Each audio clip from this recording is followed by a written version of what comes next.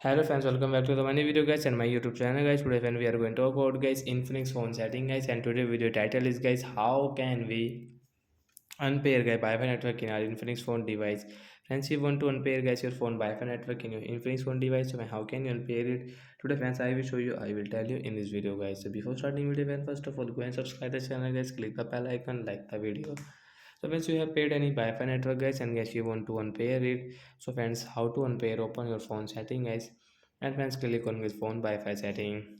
Then guys you can see guys I have paired guys this Wi-Fi 5G network guys. I want to unpair guys. I will click on this Wi-Fi, and once you can see the forget option guys, I will tap here to unpair. So after unpair guys, we cannot use the Wi-Fi network guys. If we use so we will have to again enter password. Then guys we can use this Wi-Fi setting.